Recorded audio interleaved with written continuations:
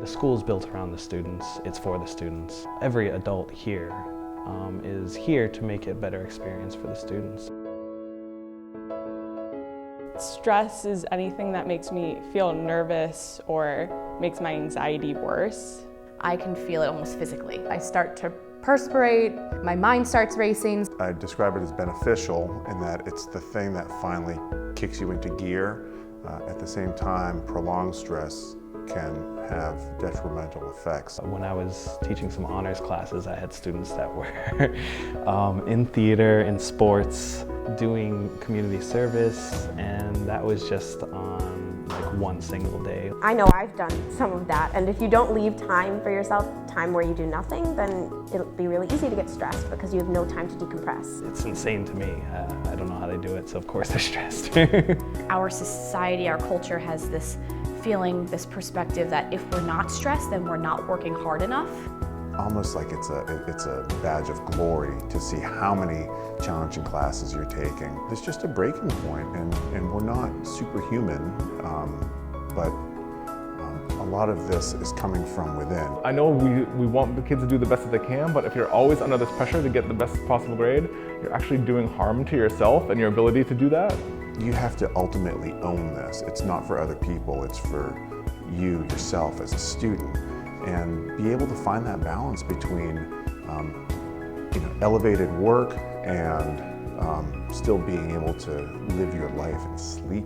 Strategies I have developed to cope with stress, especially what I implement in my classroom.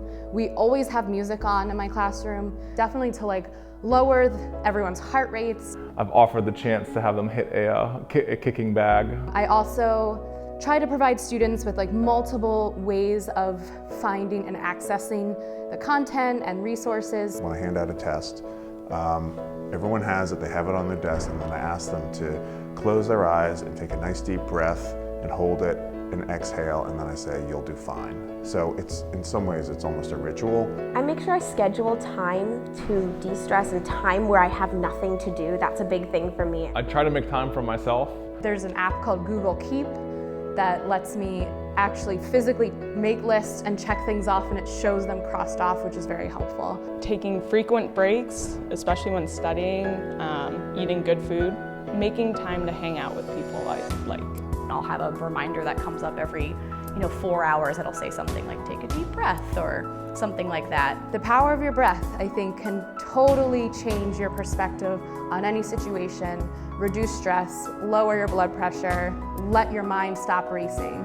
Making a nice meal, spending time with friends and family, spending time alone, playing pinball. There's always going to be stressors out there. So I think to try to eliminate stress is really, or the factors that cause stress, is almost impossible, but having personal strategies to deal with stressors of the world is more realistic and I think more doable.